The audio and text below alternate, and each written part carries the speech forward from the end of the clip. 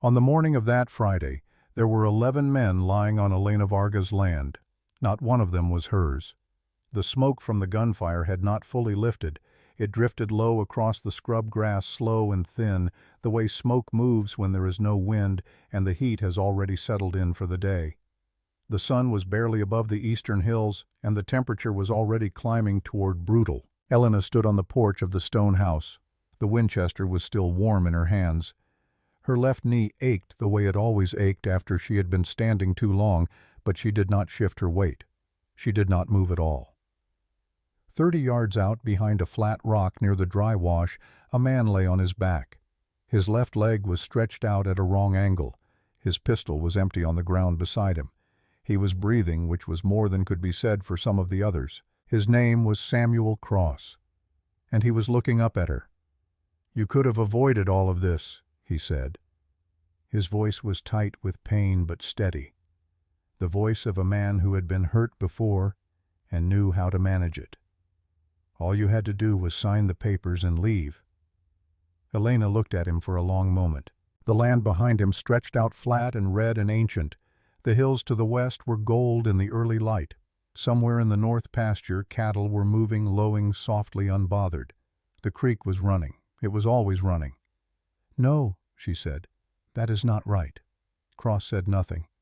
"I could not have avoided this," Elena said. "You are the one who could have avoided this.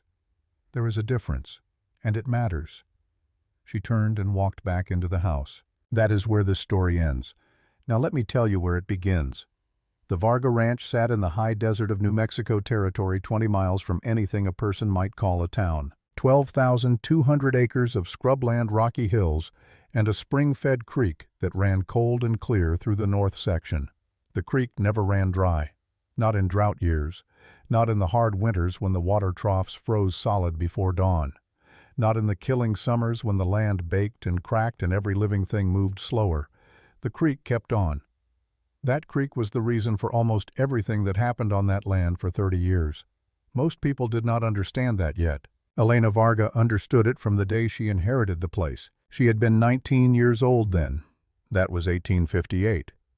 31 years ago, and she could still remember the exact weight of the deed in her hands. The paper was thick, official, signed by the territorial governor. Her father had pressed it into her hands the week before he died, not as a gift, but as a responsibility, as a fact of the world that she needed to understand. "This is yours now," he said. "All of it, the good and the hard." There was a great deal more hard than good, but Elena had never been confused about which she was choosing. By the summer of 1889, the ranch ran 200 head of cattle. Not enough to make a person rich, but enough to survive on if the work was smart and the years were not too cruel. Elena made sure the work was always smart. She could not do anything about the years. She was in the saddle before sunrise most mornings, rode the fence lines, checked the water holes, moved cattle between pastures when the grass needed resting. Her body had opinions about all of this that it had not had 10 years ago. Her left knee talked to her on cold mornings. Her hands, bent slightly at the knuckles from the arthritis, took longer to warm up than they used to. She gave them time, and then she worked them until they forgot to complain. Marcus Webb had watched this for 18 years. He was 63 years old, lean as dried leather with hands that could set a broken fence post or pull a breech calf with equal steadiness. He had come to the Varga Ranch in 1871, the same year Elena's father died. He had arrived looking for seasonal work and had never left. Neither of them had ever discussed why. Some arrangements do not require discussion. They simply become true through the accumulation of shared mornings. He lived in the bunkhouse with 2 seasonal hands, Miguel Santos and Tom Riley. Miguel was 26, quiet, careful with his money, and sent half of every month's wages back to his mother in Santa Fe. Tom was 22, earnest, and still learning that the best way to earn Elena Varga's respect was to do the work correctly the first time and say nothing about it afterward. Both young men had learned that lesson within their first month on the ranch. Elena was not unkind about teaching it. She was simply direct. She did not praise for ordinary effort, and she did not criticize for honest mistakes. She paid fair wages, fed good food, and gave every man who worked for her the dignity of being treated like someone capable of doing his job well. In return, she expected exactly that. On Sunday mornings, Elena and Marcus sat on the porch together, both drinking coffee strong enough to start a fire. They talked about cattle prices and weather and which repairs could wait another week. Sometimes they sat without talking at all, both of them looking out at the land while the sun climbed and the shadows shortened. It was in one of those quiet moments years back that Marcus had made the mistake of asking the question only once. "You ever think about selling?" Elena had looked at him the way a person looks at something that does not make sense. Not angry, just genuinely puzzled by the question. "This land killed my father," she said. "It took my mother. It worked my husband into an early grave. I will be damned if I give it up because it is hard." Marcus had never asked again. The thing about Elena Varga that most people in the nearest town did not understand was this: she was not stubborn out of pride. She was not holding on out of sentiment. She held on because letting go would have meant that every person who had suffered for this land had suffered for nothing, and that was a thought she would not permit herself to have. The rifle above the door said as much to anyone who knew how to read it. The Winchester Model 1876, her father's gun. She had kept it clean and oiled for 31 years the way other women kept family Bibles.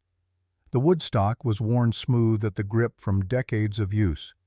There were 43 notches carved into the right side. Her father's work, each one a clean, deliberate cut. There were 7 more on the left side, deeper, less even. Elena had put those there herself. She was not proud of them. She had never spoken of them to anyone, not even Marcus. They were simply true, the way the dead were simply true, and the land was simply true, and the creek running through the north pasture was simply true. Some things do not require comment. They only require acknowledgement. The stone house had been standing since 1862. Roberto Varga had built it himself over the course of one full summer with stone pulled from the hillside behind the property. He had been 40 years old that summer, still strong, not yet worn down by the country. He had laid each stone with the particular care of a man who understood that he was building something meant to last longer than he would. He was right about that.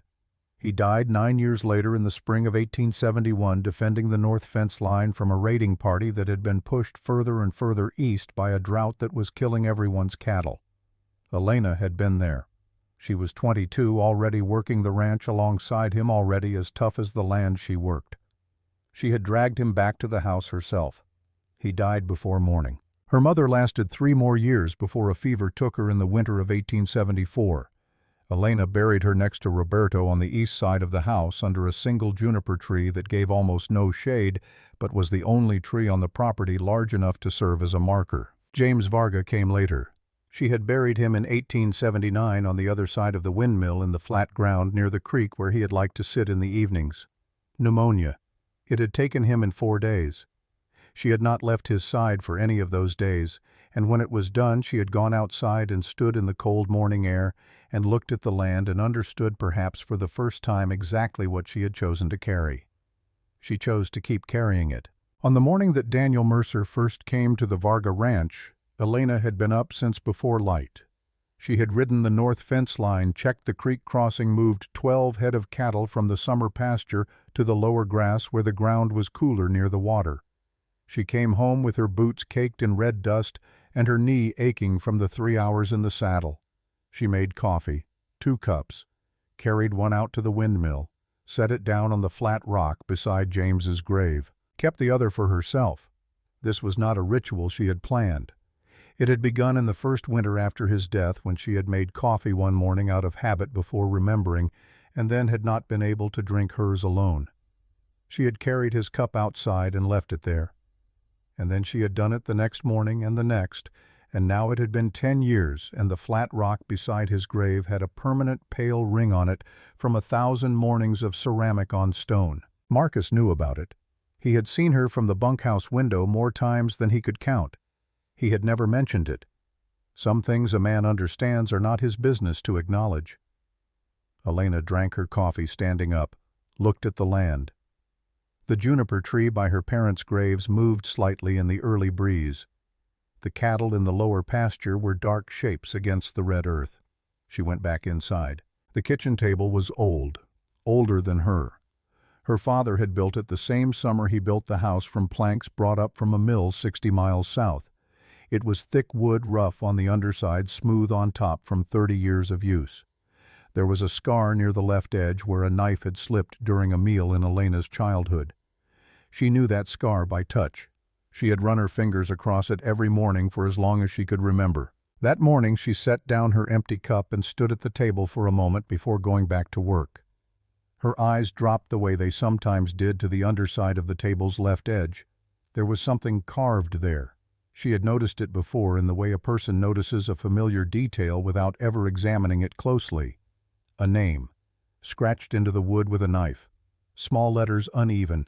The work of someone young who had not wanted to be seen doing it. She almost read it. Something made her stop. A sound outside maybe, or just the press of the day's work waiting. She left the kitchen, and the name sat where it had always sat in the shadow under the table, patient as stone. She did not think about it again until much later when it would matter considerably. It was a Tuesday in late July. Elena was on the porch when she saw the dust rise on the eastern road. Not the low, scattered dust of a single rider. The thick, rising column of several horses moving at a steady pace. The kind of dust that meant people who were not in a hurry because they did not need to be. She watched it for a long moment. Then she picked up the Winchester from beside her chair. Marcus appeared at the barn door 60 yards away, his hand resting on the rifle leaning against the frame. He had seen the dust, too. Tom and Miguel had stopped work near the water trough and were standing still watching the road. Elena did not stand. She sat in her rocking chair and waited. There were 9 of them. A man in a suit rode at the front on a black gelding that was far too fine an animal for honest travel. The suit was dark, the collar white, the boots clean despite the road. He was perhaps 38 years old, well built, with the kind of careful posture that comes not from good breeding, but from years of practice at appearing above reproach. 8 men rode behind him in a loose formation. They wore trail clothes and flat-brimmed hats, and the particular expression of men who have been paid to look capable of violence and have not been paid to look friendly. Their eyes moved over the property the way a man's eyes move over something he is planning to take apart. They stopped at the gate. The man in the suit rode through first and came across the yard at a walk. He drew up 10 feet from the porch steps. He did not dismount. He looked down at Elena from the height of his horse with an expression that was carefully constructed to seem respectful while communicating in every possible way that he was not. "Mrs. Varga," he said. His voice was smooth and educated with the flat vowels of the eastern states. "My name is Daniel Mercer. I represent the Western Irrigation and Development Company operating out of Denver and Santa Fe. We are prepared to make a generous offer for this property." Elena rocked once in her chair. "Not selling," she said. Mercer smiled. The smile did not reach past his teeth. "I don't believe the full situation has been explained to you. We are prepared to offer $12,000. That is considerably more than fair market value for land of this quality." "I understand what you are offering," Elena said. "The answer is no. The company has a significant interest in the water rights associated with the creek on the north section of this property. We believe there is room for—" "The answer is no, Mr. Mercer." He was quiet for a moment. The smile had gone. What replaced it was something more neutral, more considered. He looked at Elena the way a man looks at a problem that has more dimensions than he initially credited. "The company also has considerable legal resources," he said. "We have attorneys who specialize in territorial land disputes and water rights claims going back to the original settlement period. Our position in such matters has been very strong." Elena stood then, slowly. Her knee announced its objection and she ignored it. She was 5 feet 4 inches tall and she weighed perhaps 130 pounds, and there was not a soft place on her.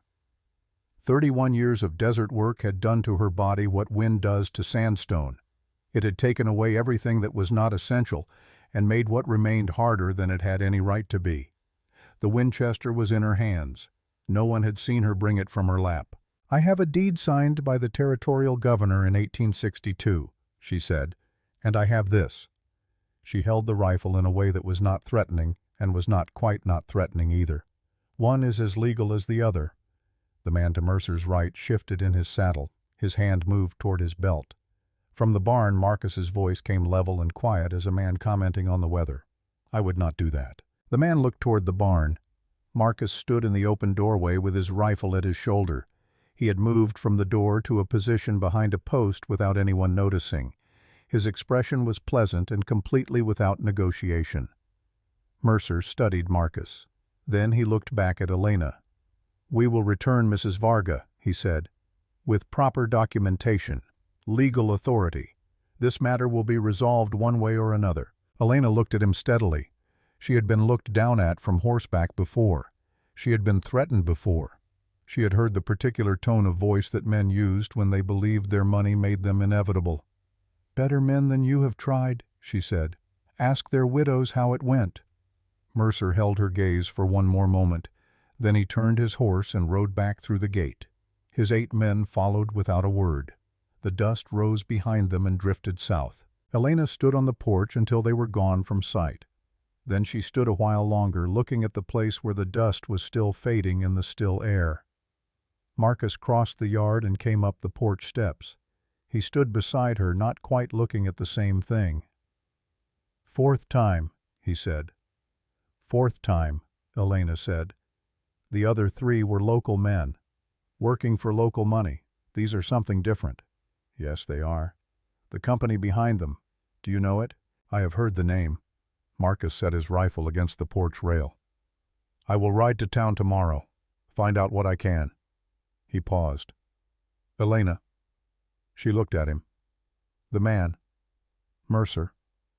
Marcus was choosing his words carefully, the way he always did when he was not certain of something, but was certain enough to speak. When he came through the gate and crossed the yard, "Your dog came around the corner of the bunkhouse." Elena waited. "He called her by name," Marcus said.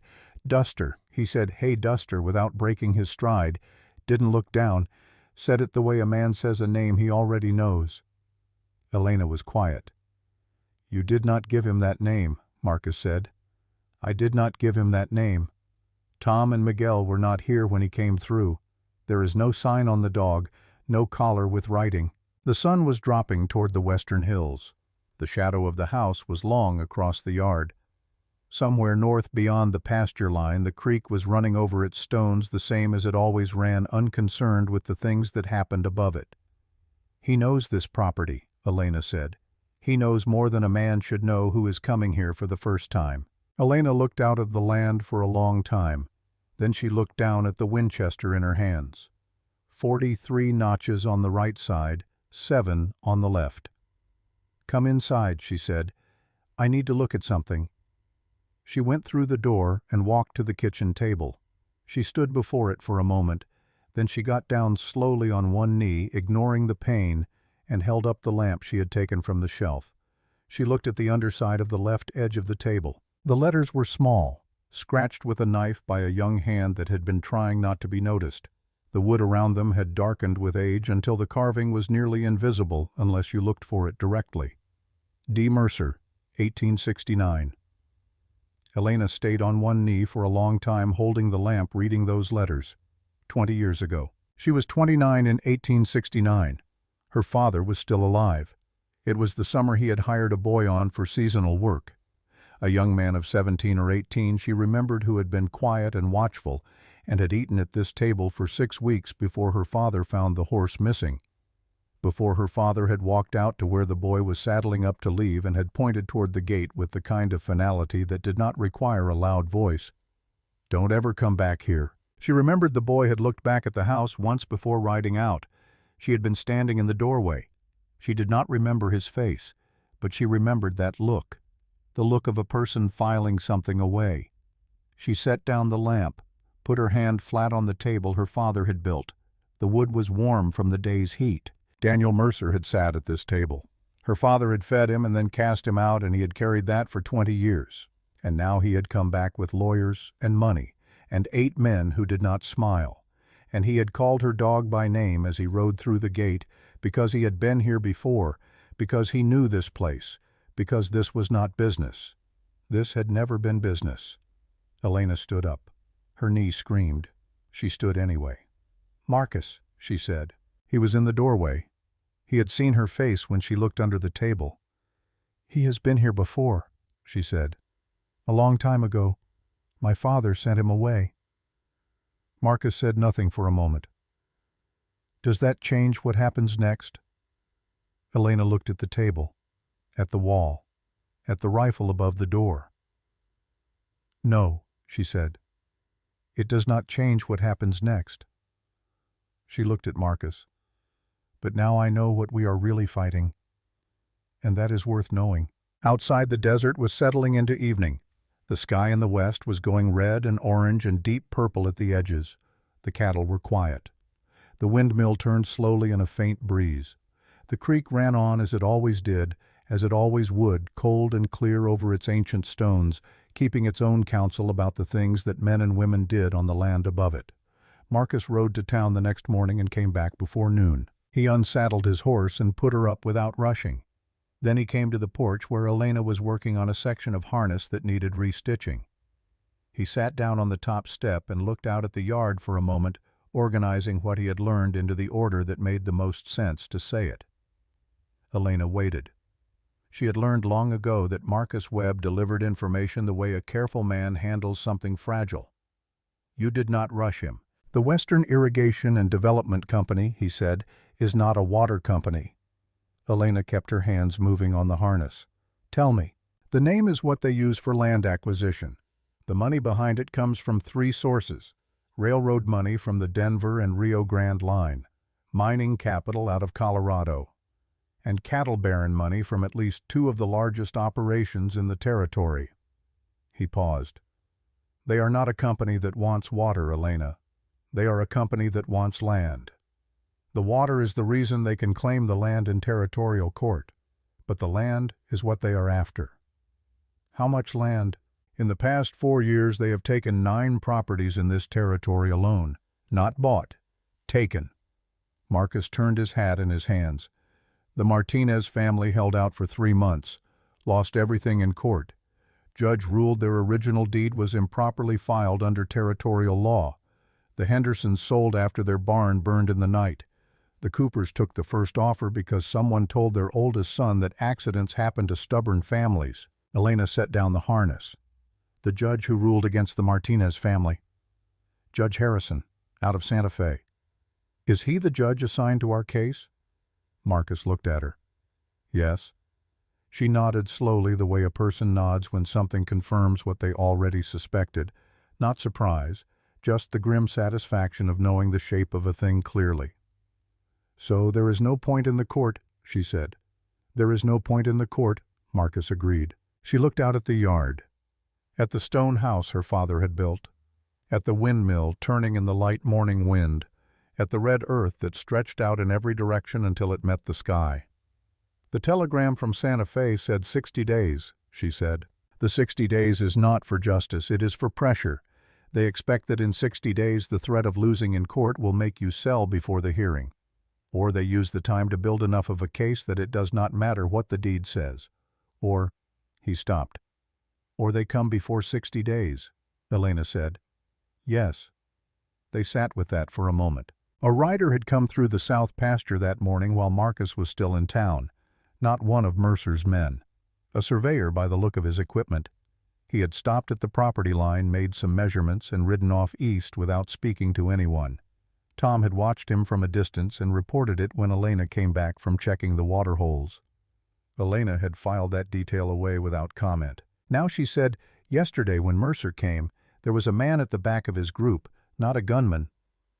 Marcus looked at her. "He watched the hills to the west," she said. "Not the house, not me. The hills." Marcus was quiet for a moment.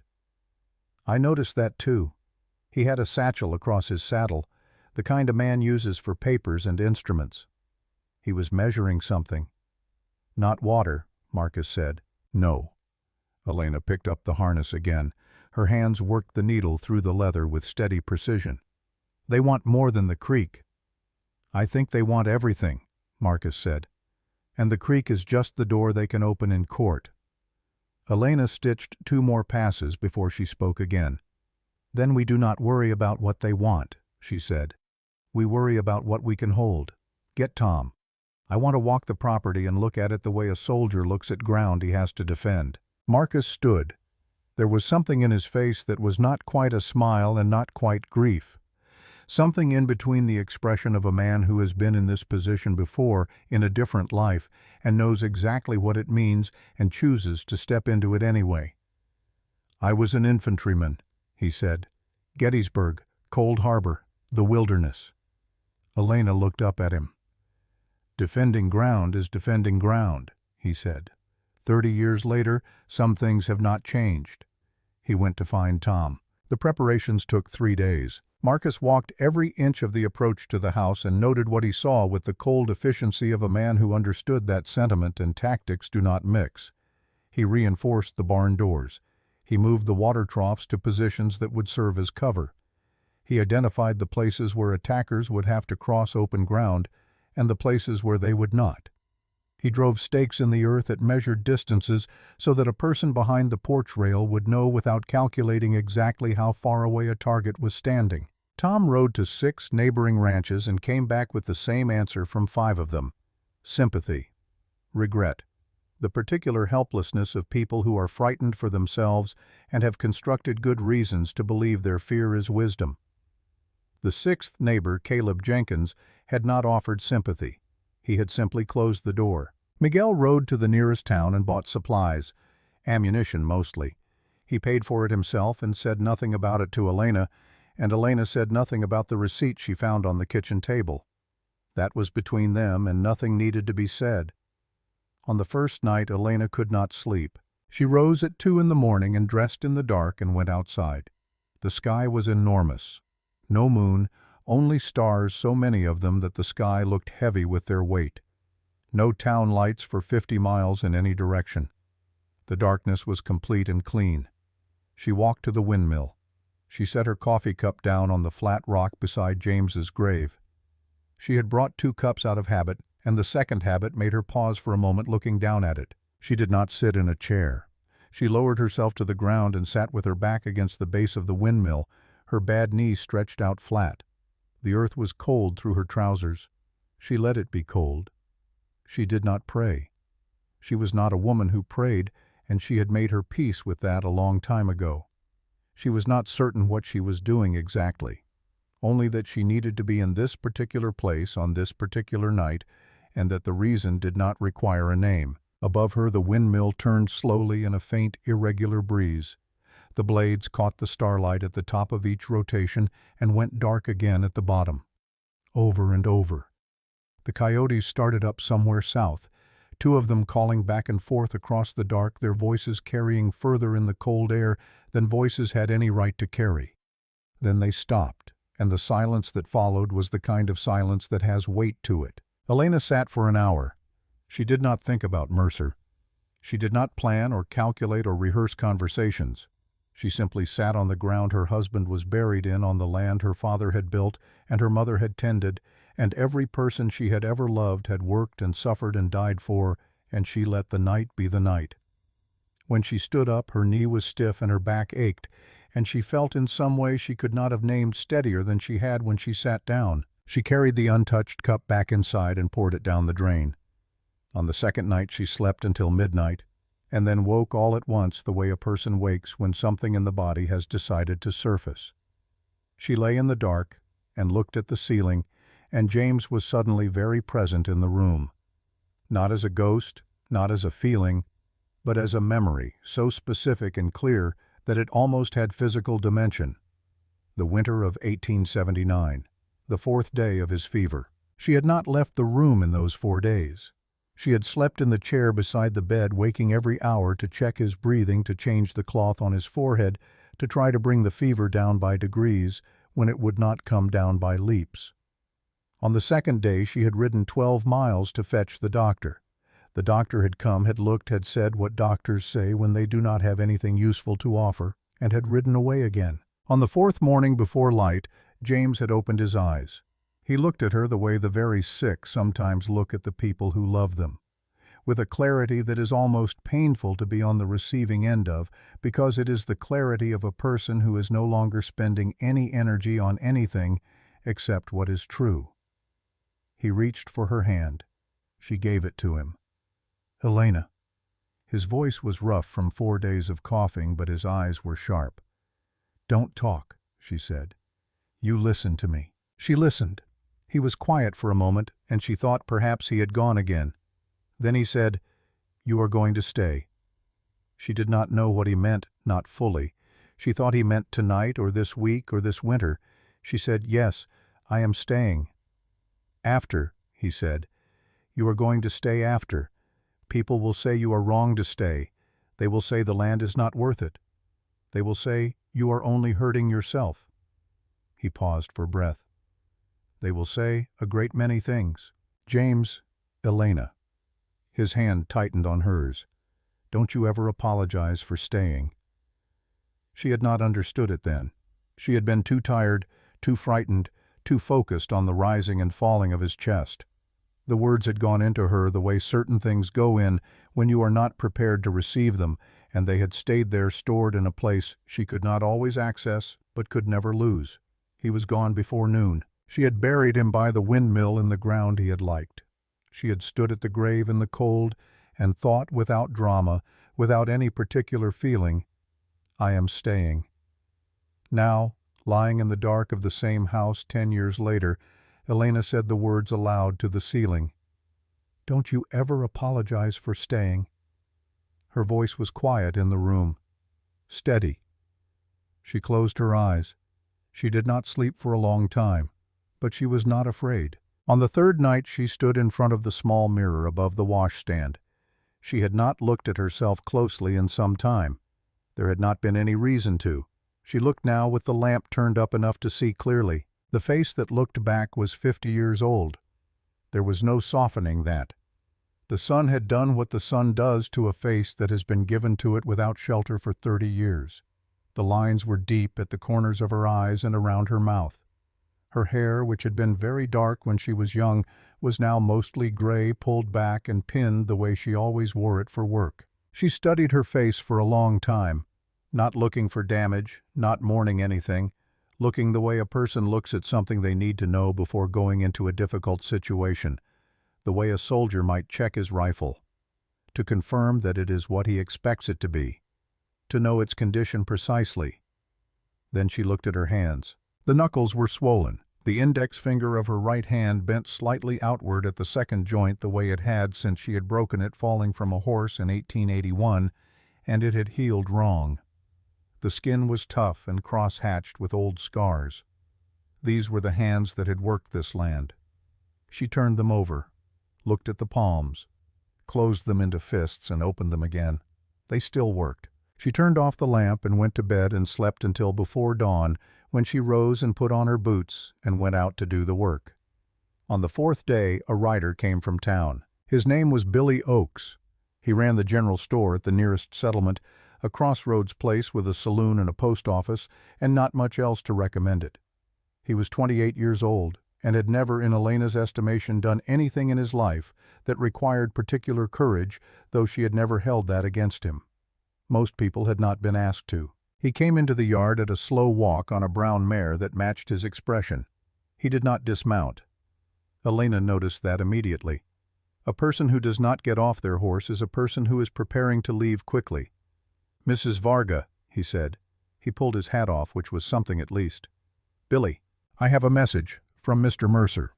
He seemed to be hoping she would stop him there, but she only looked at him steadily, so he went on. "The company is prepared to raise their offer to $15,000. Mr. Mercer says it is their final offer. He says you have until Friday morning to accept."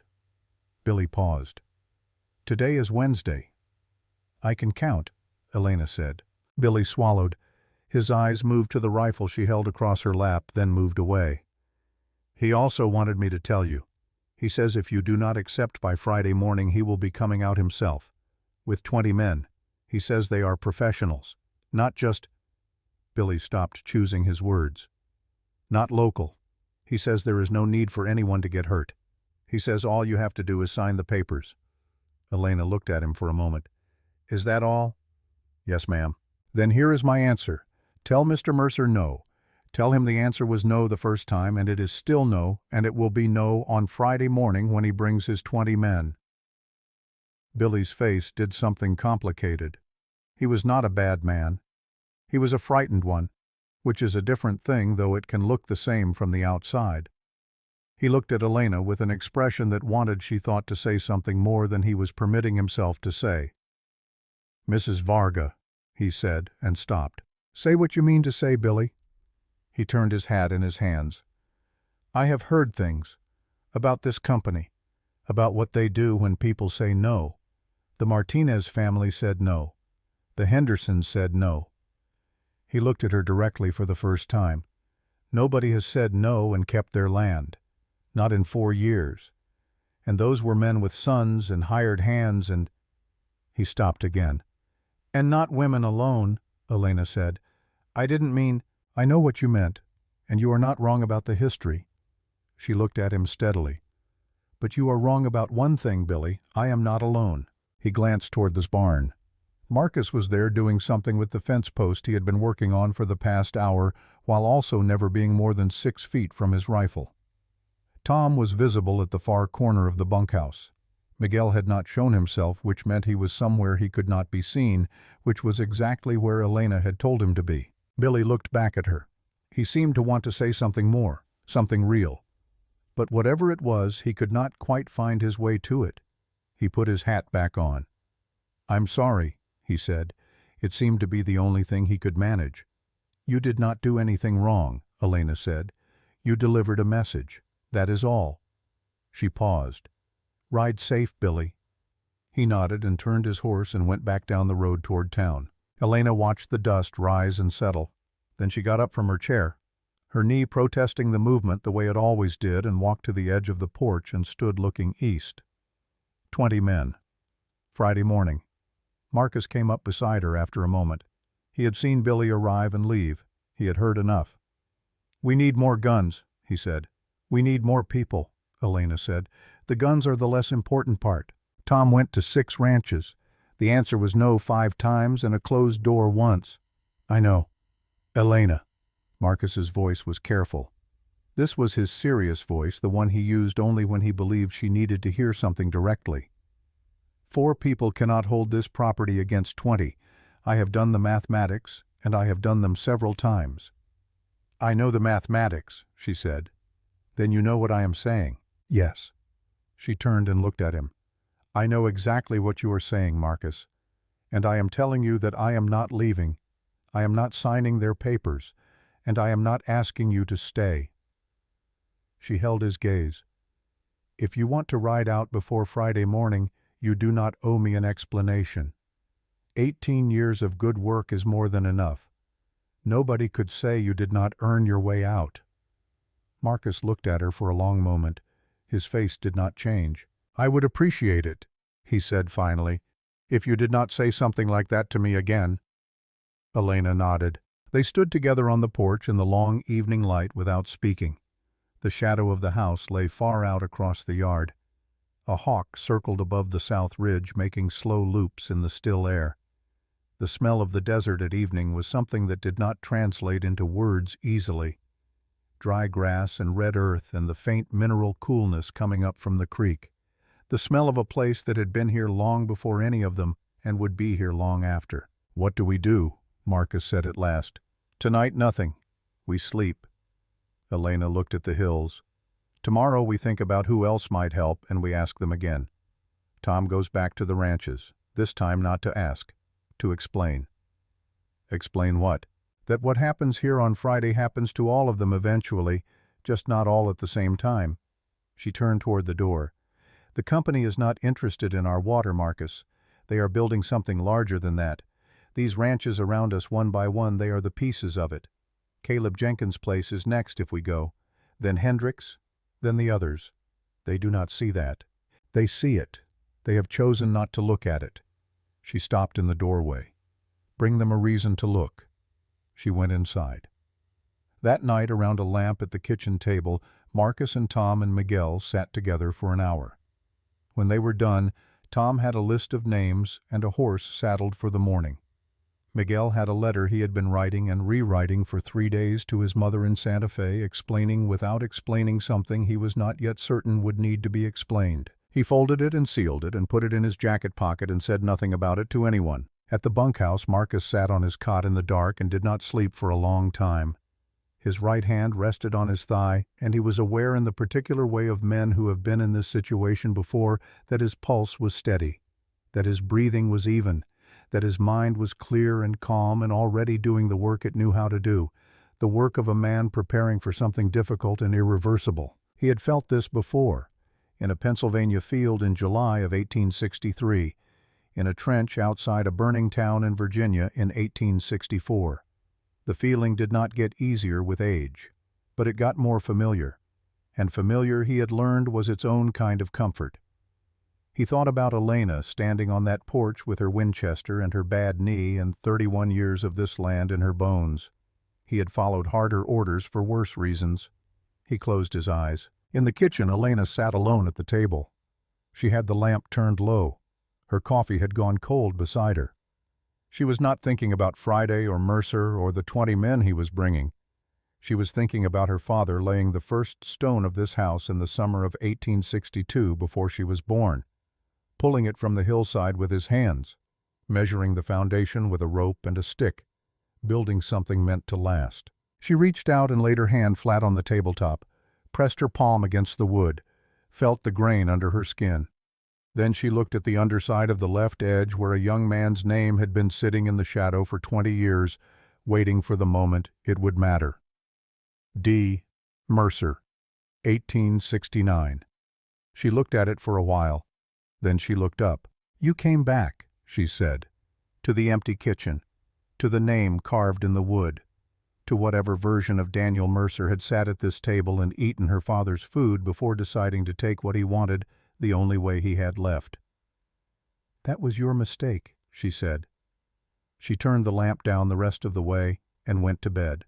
Outside, the desert settled into its deep nighttime silence. The stars were very bright. The windmill turned. The creek ran through the dark somewhere in the north pasture, making its small continuous sound over the stones. 2 days. Thursday came in hot and still. Tom Riley left before sunup with a list of 7 names and a horse that had been given extra grain the night before because Marcus believed in preparing animals for difficult days the same way he prepared men. You fed them well, and you told them the truth about what was coming, and you trusted them to meet it. Tom was not entirely sure anyone had told him the truth about what was coming. He knew the numbers. 20 men. Professional gunmen. Friday morning. He understood those words individually, and he understood them together. What he did not yet understand in the way that a 22-year-old understands things that have not yet happened to him was what those words would feel like when Friday arrived. He rode first to the Jenkins place. He had been there 2 days ago, and the door had been closed in his face. Not slammed, just closed, quietly, with the particular finality of a man who has made a decision and does not wish to revisit it. Tom had stood on the porch for a moment and then walked back to his horse and ridden away because there was nothing else to do. Today he knocked again. The door opened after a longer pause than it should have. Caleb Jenkins was 67 years old, built like a man who had spent his life doing physical work and had not yet had the courtesy to slow down. He looked at Tom with eyes that were not unkind, but were also not open. "I told you," Jenkins said. "Yes, sir," Tom said. "I know what you told me." "Then why are you back?" Tom had thought about this on the ride over. He had thought about what Elena had said to Marcus on the porch. Bring them a reason to look. He had tried to find the right words and had not found them in the way he wanted, so in the end he decided to use the ones he had. "Because the company is not finished with one ranch," he said. "Mrs. Varga's place is the first one they have come for in this part of the territory. She will not be the last. You know that. You have known it since before I came here 2 days ago." Jenkins said nothing. "The creek on the Varga North section is the best water source within 40 miles, Tom said. "But it is not the only thing they want. They have a surveyor with them. He has been measuring the hills. The western ridge of the Varga property runs all the way to the edge of your eastern fence line." Tom looked at the old man steadily. Wherever they are building, they need that ridge, and your fence is the next one on the other side of it." Jenkins's expression did not change, but something shifted behind his eyes. Something that had been held carefully in one position was being asked to move. "That is a guess," Jenkins said. "It is," Tom agreed. "But it is a good one. And even if it is wrong about your land, it is not wrong about what happens to this part of the territory if they take the Varga place. They will have the water, they will have the ridge, they will have a foothold that makes every other negotiation easier." He paused. "Mrs. Varga is not asking for soldiers. She is asking for neighbors. There is a difference." Jenkins looked at him for a long moment. His jaw worked slightly the way old men's jaws sometimes work when they are chewing on something that is not food. "She is going to fight regardless," he said, "whether anyone comes or not." "Yes, sir." 4 people against 20. "Yes, sir." Jenkins looked past Tom at the road, at the land, at nothing in particular. "Go on and talk to the others," he said finally. "I will think on it." It was not yes, but it was the first thing in 3 days that was not no. Tom rode on. He visited 4 more ranches that morning. 2 were empty, the families having apparently left for reasons no one had bothered to mention. A third man, Hendricks, listened to Tom from his front step without speaking, and then said carefully, "I have a wife and 3 children." Tom nodded and did not argue and rode away because that was a true thing and it deserved to be treated as one. The fourth, a widow named Clara Morales, who ran 50 head of cattle on a property half the size of the Varga Ranch, listened to everything Tom said and then said, "I will come." Simply without drama, the way people state facts they have already decided. Tom looked at her. She was perhaps 60, with gray-streaked hair and the particular calmness of a woman who had seen enough difficulty that one more did not rearrange her fundamentally. "Do you have men?" he asked. "I have 2, and we can all 3 shoot." She looked at him. "Elena Varga sent me a side of beef when my husband died and did not ask anything in return and did not make me feel like charity. That was 7 years ago, and I have not forgotten it." She went back inside to find her rifle. Tom rode toward town after that. Not because Elena had asked him to, but because he wanted to understand something. The town had 3 saloons, a general store, a post office, a livery, and about 200 residents who existed in the particular way of frontier settlements, always slightly provisional, always aware that the world just outside their borders was large and did not care about them. Tom tied his horse at the rail outside the general store and went in. Billy Oakes was behind the counter inventorying a crate of canned goods with the focused attention of a man who was grateful to have something to look at. "Tom," Billy said. "Billy." Tom leaned on the counter. "What are people saying about Mrs. Varga?" Billy set down his inventory list. He looked at Tom with the expression of a man who has been carrying something uncomfortable and is not sure how much of it he wants to put down. "Some people say she is brave," Billy said. "Some people say she is stubborn past the point of sense. Most people say they feel sorry for her." "Sorry," Tom said. "They think she is going to lose," Billy said. "They think she has been alone out there too long, and she has lost the ability to know when a fight cannot be won." Tom thought about this. He thought about Elena on the porch with her Winchester and her bad knee and the look on her face when Mercer had looked down at her from his fine horse. The look of a woman who was not experiencing a crisis. The look of a woman who had already resolved every question that needed resolving and was simply waiting for events to catch up to her decision. "They do not know her," Tom said. "No," Billy agreed. "Most people here have never spoken to her. She does not come to town often. When she does, she buys what she needs and goes back." He paused. "People said she was cold, proud, did not want company." Tom looked at him. "Did she ever ask anyone for anything?" "Not that I know of." "Did she ever turn anyone away who needed something?" Billy was quiet for a moment. "No, I do not think she did." He picked up his inventory list again, then set it down again. "I have been thinking about what she said to me yesterday, about having thought about the worst possible outcome and learning to live with it." He looked out the window at the street. "I have not done that. I have spent a great deal of energy making sure I never had to do that." Tom waited. "I'm going to ride out tonight," Billy said, "to Jenkins and to Hendricks, and to whoever else might listen. He met Tom's eyes. Not to fight. I am no fighter. But to say what you said to Jenkins this morning. I was at the rail outside when you rode up. I heard most of it. He straightened up behind the counter. What you said was right. And it might sound different coming from someone who lives in town. Tom nodded.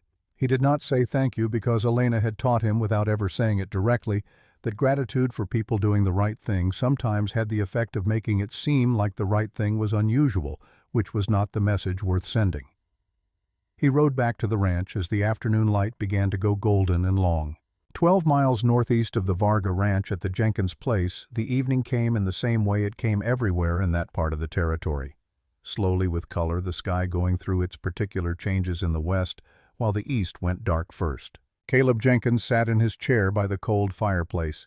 He had not lit it. The evening was too warm for a fire, and he was not cold. He was sitting in the chair because it was the chair he always sat in, and sometimes a man needs to be in a familiar place while he works through something unfamiliar. His wife Sarah sat across from him knitting in the lamplight. She was 64 years old and had been married to Caleb for 41 of those years, and she knew, with the particular knowledge of a woman who has shared a life with a man for 4 decades, exactly what kind of silence he was sitting in. She let him sit in it.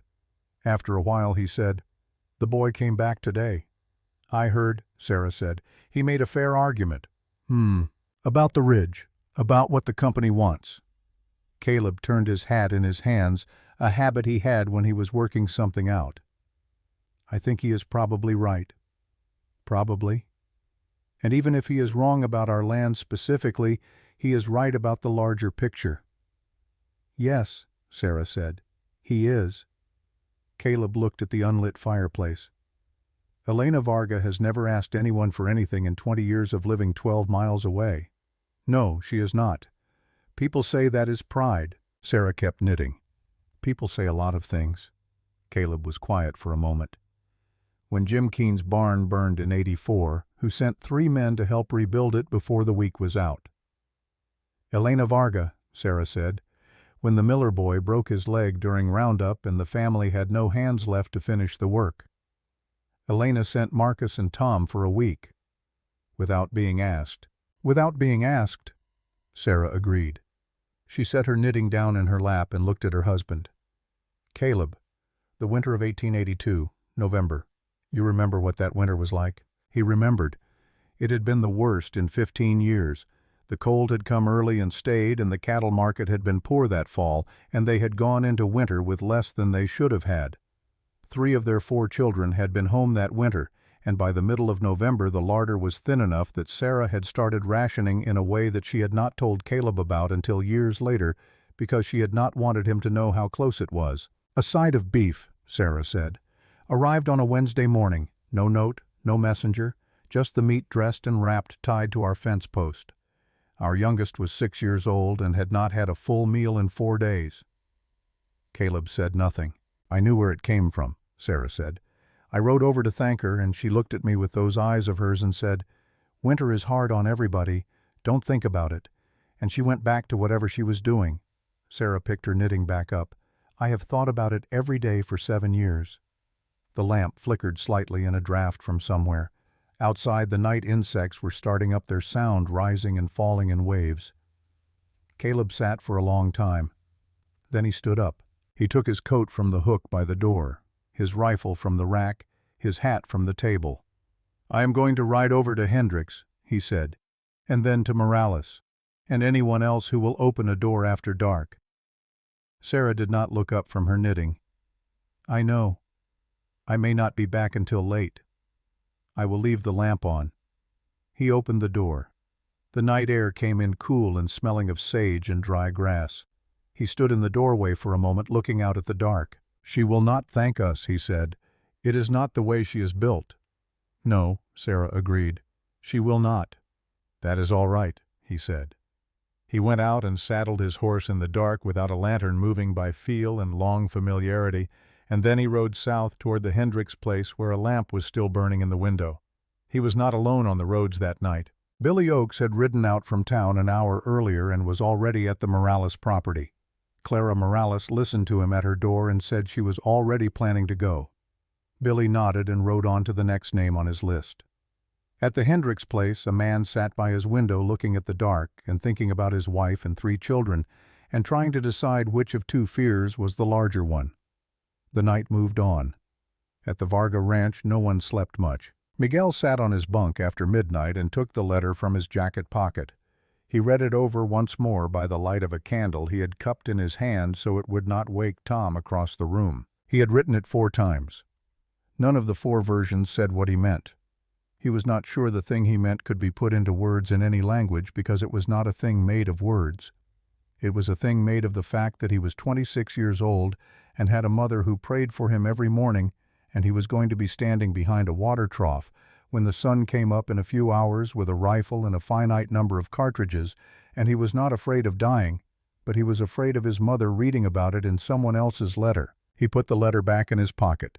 He lay down on his bunk and looked at the ceiling and listened to Tom breathing across the room. Tom was asleep or doing a good impression of it. Miguel decided to believe it was real. Tom deserved to sleep. He thought about his mother's kitchen in Santa Fe, the smell of chili and wood smoke, the sound of her voice in the mornings talking to herself while she worked, not for any audience, but because she was a woman who thought out loud and had never seen any reason to change that. He could hear that voice very clearly right now, which surprised him. He had not thought about it in a long time. He closed his eyes. In the main house, Elena did not lie down. She sat at the kitchen table with the lamp turned low and a cup of coffee she did not drink. The Winchester was on the table in front of her. She had cleaned it twice that day, which was once more than it needed. She was not thinking about the morning exactly. She was not planning or rehearsing or calculating. She had done all of that.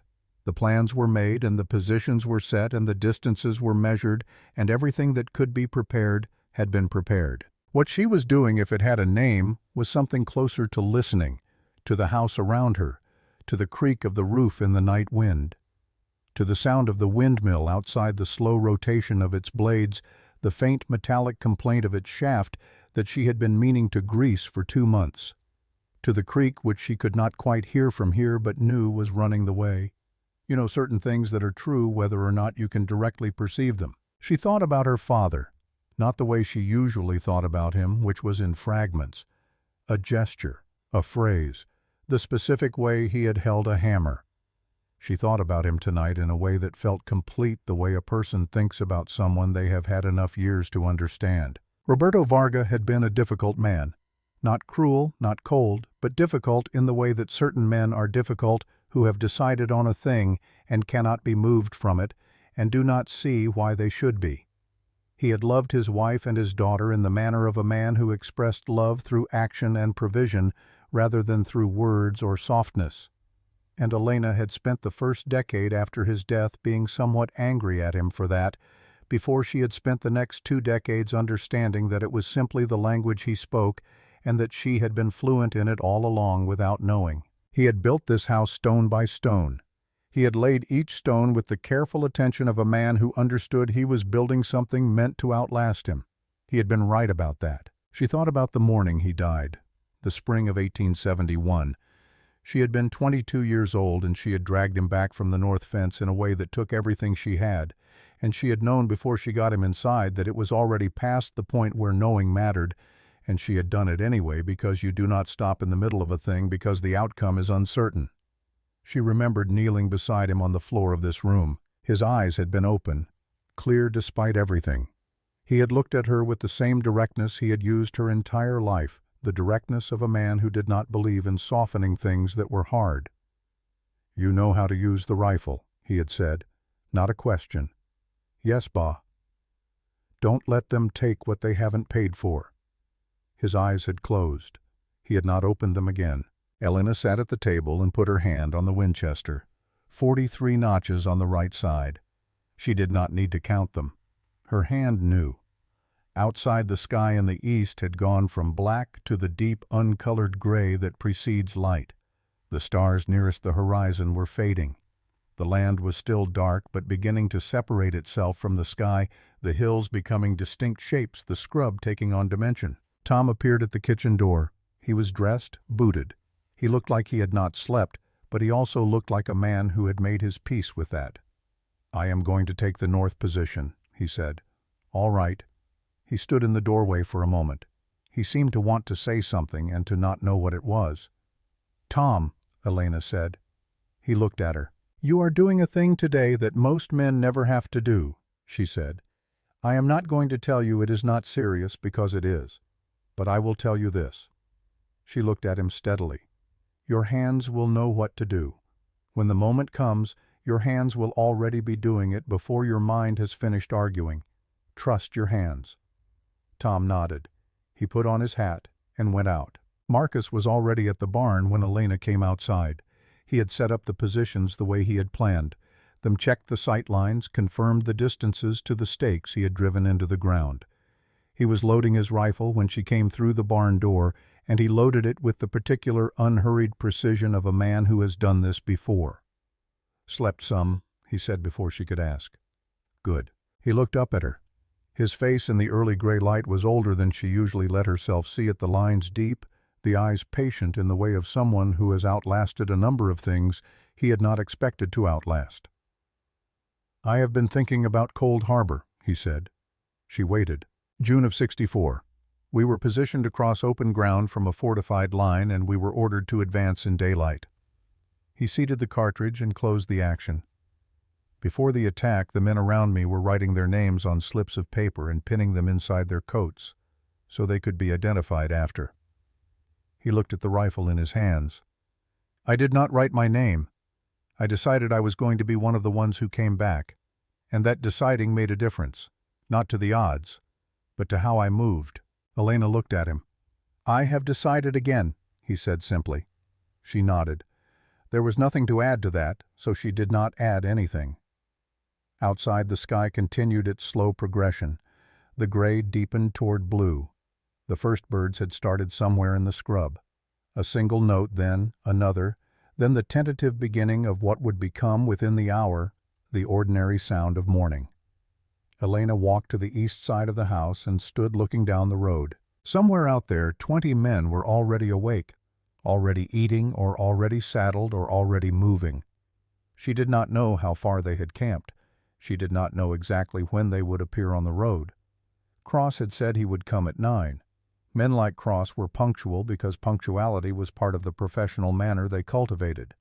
It said we do not hurry because we do not need to hurry because the outcome is not in question. She was going to make the outcome a question. She reached into the pocket of her jacket.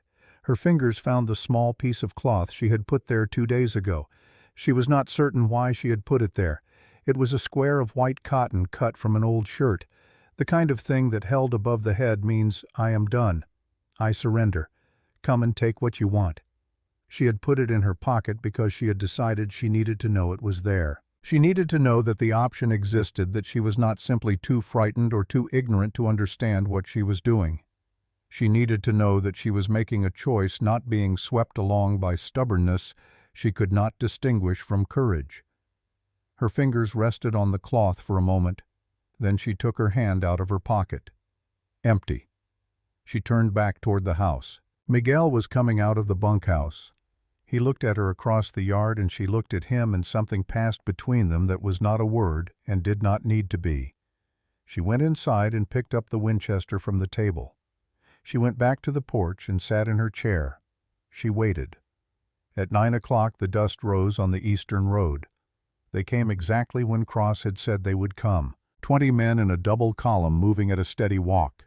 No hurry, no dust cloud of confusion or disorder, just the even inexorable approach of men who did this as a vocation and had done it enough times to have developed the professional calm of people whose work has become routine. Samuel Cross rode at the front in a black duster despite the heat that was already pressing down with both hands by 9 in the morning. His face was weathered, and still the face of a man who had seen enough varied outcomes to have stopped expecting any particular one. He rode without looking at the house until he was within 200 yards. Then he stopped the column with a raised hand and studied the property with the practical eye of a man solving a geometry problem. Elena watched him from the porch. She did not stand. She sat in her chair with the Winchester across her lap, and she watched him the way she had watched this land for 31 years, without urgency, without illusion. Cross dismounted and walked forward alone. He came to within 100 yards and stopped. "Mrs. Varga," his voice carried clearly in the still morning air. "My name is Samuel Cross. I am here under authority of a court order granting the Western Irrigation and Development Company immediate provisional possession of this property pending resolution of the ownership dispute. You have until noon to vacate the premises with your personal belongings." Elena did not raise her voice. She spoke at her normal volume, and something about the quality of the morning air carried it perfectly. "This is my land, Mr. Cross. The court order you are holding was issued by a judge who was paid for it. That makes it a piece of paper, not law. And I do not respond to pieces of paper backed by purchased men." Cross was quiet for a moment. "Ma'am, I have a legal document and 20 men. I do not have a preference for how this resolves, but I am going to execute this order." "Then you will execute it over a great deal of resistance." Cross looked at her for a long moment. He looked at the barn where Marcus was not visible, but was positioned behind the reinforced doors with clear sight lines to the 3 most likely approach routes. He looked at the water troughs and the woodpile and the corners of the house where the angles had been calculated and the distances had been staked out over 3 days of quiet, methodical work. "You have until noon," he said. He turned and walked back to his men. The 3 hours until noon were the longest Elena had spent in recent memory. And they were not empty. At 9:35, Tom shifted behind the north water trough and spoke to Miguel in a voice just above a whisper. "I have never shot at a person." Miguel was watching the line of men to the east. "I know." "Have you?" "No." Tom looked at the distant figures. They had spread out along a slight rise and taken positions in the brush, patient and professional. "Are you afraid?" Miguel considered this with the seriousness it deserved. "Yes," he said, "but I notice that I am still here, so perhaps the fear is not the important thing." Tom said nothing for a moment. "Mrs. Varga told me my hands would know what to do." "She is right about most things," Miguel said. "I have found it useful to act on that assumption." They said nothing more. At 10:10, Marcus took off his jacket in the heat and saw as he folded it the pale scar on his right side below the ribs. Gettysburg, July 3, 1863. A piece of shrapnel from an artillery burst that had opened his side and cracked 2 ribs and put him in a field hospital for 6 weeks. He had not looked at it in years. He looked at it now for a moment the way you look at an old map of a country you have visited and are about to visit again. He put his jacket back on. At 11 o'clock, Elena looked at the men on the rise and then looked down at the boards of the porch floor. The dust had settled in the grain of the old wood and made the surface slightly pale. She reached out her right hand and pressed one finger into the dust and wrote a word in it. James. She looked at it for a moment. Then she laid her palm flat over it, and when she lifted her hand the word was gone. She looked back at Cross. He was looking at his watch. The sun continued its climb. The heat pressed harder. Not a breath of wind moved anywhere. The smell of dust and dry grass and the faint distant sweetness of the creek from the north section drifted across the yard and was gone. At 11:45, Cross stood up from behind the rock where he had been resting and called across the distance one final time. "Mrs. Varga, this is your last opportunity to leave peacefully." Elena looked at him. She said nothing. At 11:55, Samuel Cross drew his pistol and fired one round into the sky. 20 men stood up. They moved forward in a spread line using the brush and the rocks and the shallow draws for cover, advancing in the alternating pattern of professionals who covered each other's movement with disciplined fire. They moved with the unhurried confidence of men who had done this before and knew how it ended. 80 yards, 70. Elena measured the distance against the stakes Marcus had driven into the earth. She watched Cross moving with his men, directing them with small gestures of his hand.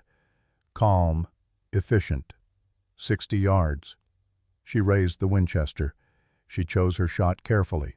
Not to kill, to stop the advance, to send a message in the only language that would be understood this morning, which was the language of consequence. She fired. The sound of the Winchester cracked across the yard and echoed off the stone house and off the hills, and came back. Cross went down, grabbing his leg, rolling behind a rock with the practiced speed of a man who had been under fire before. The line of men behind him scattered, diving for cover. And for 3 seconds, there was the particular chaos that follows a first shot when every plan suddenly has to be renegotiated. Then the answering fire came. Bullets struck the adobe walls of the house. They did not come through. The walls were 18 inches of stone and adobe built by a man who had understood that the country he was building in had edges. A window shattered. Elena pulled back from the porch rail and kept shooting. From the barn, Marcus fired twice. Crack, crack. 2 men went down in the brush 30 yards out. Tom, from behind the water trough, fired and hit a man in the shoulder who stumbled and did not get back up. Miguel, from the corner of the bunkhouse, fired twice and made both shots count. But they kept coming. This was the thing about professionals. They did not break at first contact. They absorbed casualties and continued advancing using their numbers and their training, the way water uses gravity, finding the low ground, moving through the gaps, pressing forward by increments. 40 yards. 30. 2 men reached the west side of the barn. They fired through the boards. Inside, Marcus shouted, then went silent. Elena swung her rifle toward the barn. The Winchester cracked and 1 man dropped. The second dove behind the corner. Marcus's voice came again, strained now from inside. "Tom!" Tom ran from the water trough under covering fire from Miguel. He went through the barn door. Elena heard the sound of something heavy being moved, something falling. The attackers were pushing the left flank hard now, 4 men advancing on the barn from the open side while Elena was occupied at the porch. She turned and fired and worked the lever and fired again. Her arms were steady. Her hands were steady. She was aware of her heartbeat, but it was not interfering with anything. Then the Winchester clicked. Empty. She set it down. Her father's pistol came into her hand from her belt. 6 rounds. She had not fired it in 2 years, and she knew every one of those 6 rounds by its weight. She fired twice. Men went to cover. 4 remaining attackers had broken away from the main line and were moving to flank the house from the south. Elena could not cover that angle and the porch at the same time. Miguel could not get there. Tom was inside with Marcus. The mathematics Marcus had been running for 3 days had arrived at their conclusion. Her left hand moved. It moved without her deciding to move it. Some reflex below conscious thought, the body's oldest argument for survival. Her fingers found the pocket of her jacket, touched the cloth inside. She stood at the porch rail with her pistol in her right hand and 4 men moving toward her from the south and Marcus down in the barn and 3 rounds left in the cylinder. And then she heard James. Not imagined, not remembered. The way you hear a voice that has been inside you long enough to be indistinguishable from your own thinking. Don't you ever apologize for staying. Her left hand came out of the pocket. Empty. She turned south, raised the pistol, fired. 1 of the 4 men went down. The others dove for the corner of the house. She had 2 rounds left. The sound of new gunfire came from the east. Different guns, different positions, different direction entirely. The attacking line turned in confusion. 3 men went down in 5 seconds, hit from an angle no one had been covering because there had been no one on that angle. The rest spun and looked and tried to reorganize, but the training that works against a fixed position does not work the same way when the fixed position suddenly has a moving element.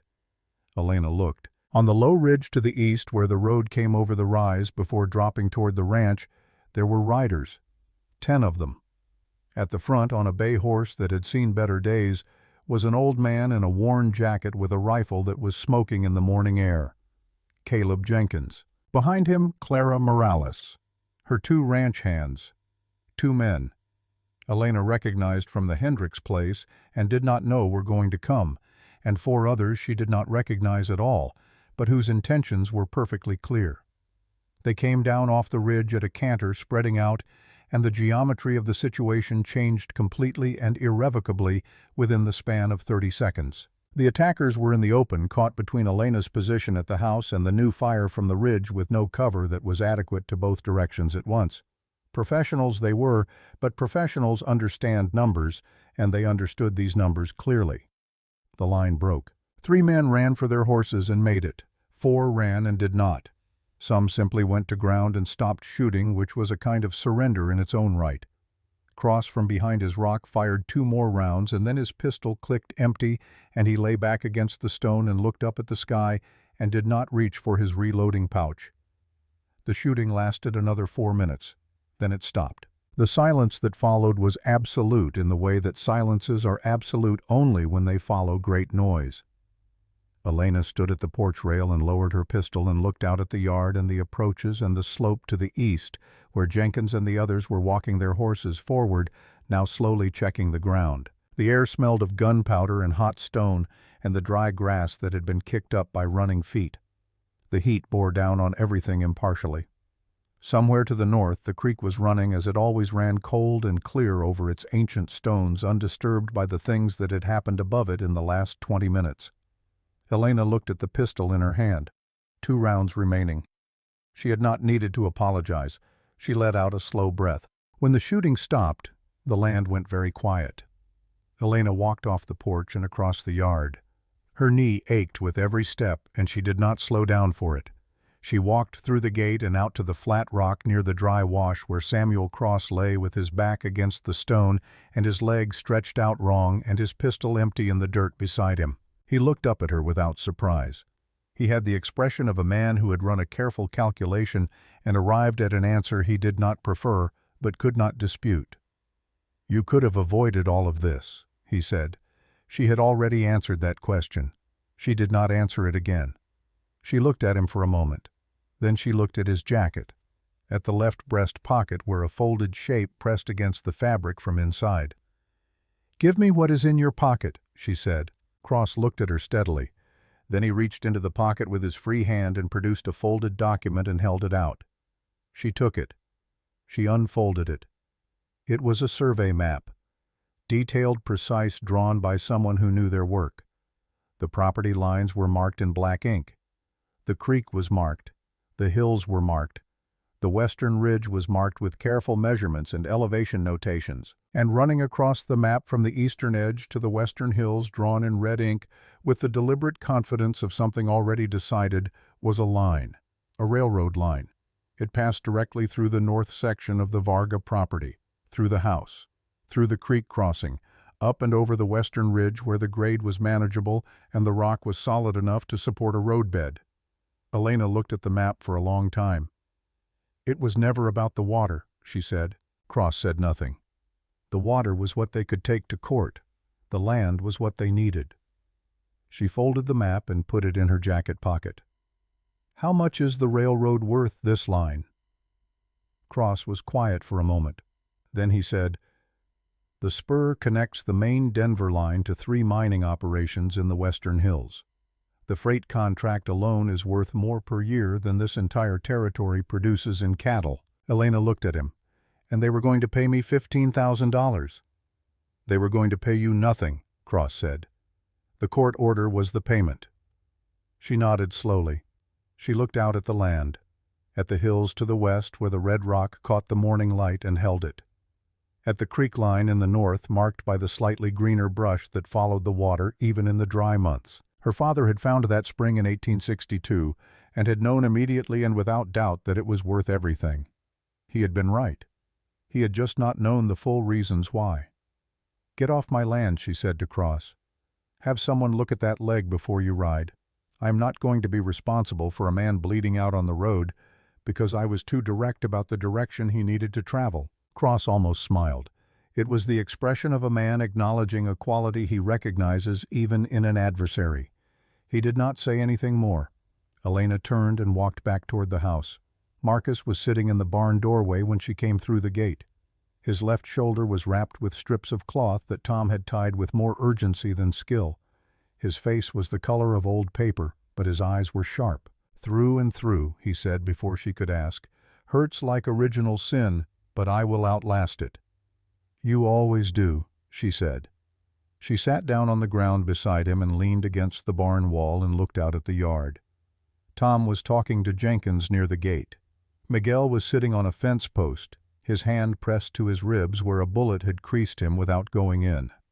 Clara Morales was moving among the men on the ground, assessing, directing. Jenkins walked over after a while and stood before Elena. He held his hat in his hands, which she noticed, and he looked at her with the straightforward expression of a man who has something to say and has decided to say it plainly. "I should have come the first time Tom asked," he said. Elena looked up at him. "You came when you came," she said. "That is what matters." "Sarah reminded me of something. The winter of '82. Elena looked out at the yard. "Winter is hard on everybody." "You told her not to think about it," Jenkins said. "She has thought about it every day for 7 years. He paused. "So have I, if I am being honest. I just did not let myself know that I was thinking about it." Elena was quiet for a moment. Then she said, "Sit down, Caleb." He sat down on the ground beside her, an old man lowering himself to the earth with the careful dignity of someone who has earned the right to do things slowly. They sat together and looked at the land in the morning light. It was very bright by now, the sun well up the shadows short and sharp. The heat was building toward the day's full weight. "Thank you," Elena said. She said it simply and without drama, and she did not say it again. Jenkins nodded. That was enough. 3 weeks later, a telegram arrived from Denver. Marcus read it first, standing at the kitchen table. Then he set it down without comment, and Elena picked it up and read it twice. The Western Irrigation and Development Company was withdrawing its legal claim against the Varga property. They had identified an alternate route for their development interests further north. They wished Mrs. Varga no ill will and considered the matter closed. Marcus looked at her across the table. "They are lying," he said. "Of course they are lying. They found a softer target, someone who will take the money or lose in a different court with a different judge." "Yes." Elena set the telegram down. "And there is nothing I can do about that, except that when that person needs someone to ride at dawn, I will ride." Marcus nodded. Billy Oakes came out that afternoon. He stood at the gate and did not come in until Elena waved him through, and he came across the yard with the careful manner of a man who was not certain of his welcome. Elena was on the porch. She looked at him when he came up the steps. "Come inside," she said. "Coffee is hot." He sat at the kitchen table and held his cup in both hands and looked at the surface of the coffee the way a man looks at something when he is gathering what he wants to say. "I did not do enough," he said finally. "You rode to 4 ranches after dark," Elena said. "2 of those men came out because of you. I should have done it sooner. I should have come the first time." Elena looked at him. "Billy, you did what you could do when you were ready to do it. That is all any person does. The question is not whether you were slow. The question is whether you moved at all." She set her cup down. "You moved." He looked up at her. He seemed to want more, some fuller absolution, some accounting that came out even. But Elena was not in the business of making things come out even. She was in the business of what was true. He stayed for an hour and rode back to town before dark. The autumn of 1901 came in slowly, the way autumns came to that part of the country. The heat did not break so much as ease incrementally degree by degree, until one morning you stepped outside and the air had a different quality to it, and you understood that the season had changed while you were not paying attention. Elena sat on the porch with her coffee. Her hands did not close around the cup properly anymore. The arthritis had progressed to the point where she held it between her palms instead, like something she was warming rather than drinking. She had adapted. You adapted or you stopped, and stopping was not something she had learned to do. Tom Riley rode in through the gate at mid-morning, his 4-year-old son sitting before him on the saddle. The boy looked at everything with the total attention of a child for whom the world has not yet acquired the quality of being ordinary. Tom swung down and lifted the boy to the ground, and the boy immediately walked toward the porch with the directness of someone who has not yet learned to be uncertain about approaching people. He stopped at the bottom step and looked up at Elena. "Are you the old woman who lives here?" he asked. "I am," Elena said. He accepted this. "Papa says you are very tough." "Your papa is generous." Marcus sat in the chair beside her. He had a cane now leaning against the arm of the chair, and his hair had gone fully white, but his eyes were the same as they had always been, patient, present, quietly amused by most things. He and Elena did not speak much anymore. They had been sitting on this porch together long enough that the silence between them had become its own kind of conversation, complete and sufficient.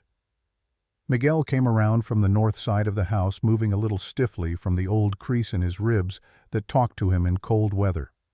He raised a hand toward Elena across the yard. She raised hers back. She looked out at the land, the stone house behind her, the windmill, the graves beneath the juniper on the east side and beside the windmill where James lay, the red earth and the rocky hills and the distant greener line where the creek ran through the north pasture, the same as it always ran, unchanged by all of it. 13 years since the morning the smoke had drifted low, and Samuel Cross had lain behind his rock, and 11 men had not been hers. 13 more years of mornings, of saddle work and fence work and cattle and drought and hard winters, and the occasional good year, and all the ordinary brutal, honest labor of keeping something alive that wanted to stay alive if you gave it the work it required. She looked down at her hands, cupped around the warm ceramic, gnarled and scarred and bent slightly at the knuckles. Hands that had held this land for 43 years. They still worked. The family arrived on a Tuesday in the spring of 1902. There were 3 children. The youngest was perhaps 4 years old and had to be lifted down from the wagon by her father. The oldest was 8, a girl with dark, serious eyes who looked at the stone house the way Elena had looked at it her whole life, as something worth understanding. They stood in the yard and looked around them with the particular expression of people who are beginning something. Elena came out with the papers. She had one condition. She stated it once without elaboration. The name Varga Ranch stayed on the deed and on the gate post, and the water rights were not to be sold, not for any number, not to anyone, not ever. The husband was a young man of 30, honest-faced, with the hands of someone who had done physical work and intended to keep doing it. He read the condition, looked at his wife, and signed. His wife signed beside him. Elena folded her copy and put it in her jacket. The family went inside to walk through the house. Elena stood in the yard alone for a moment. Marcus was at the wagon with their things, which were not many. A trunk, 2 cases, a few items wrapped in cloth.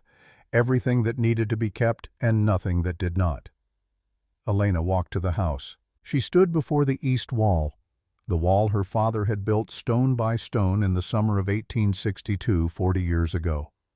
The wall that had taken bullets and weather and 40 years of desert heat, and still stood exactly as he had built it, the stones fitted tight, the mortar sound, the whole of it as solid as the ground it stood on.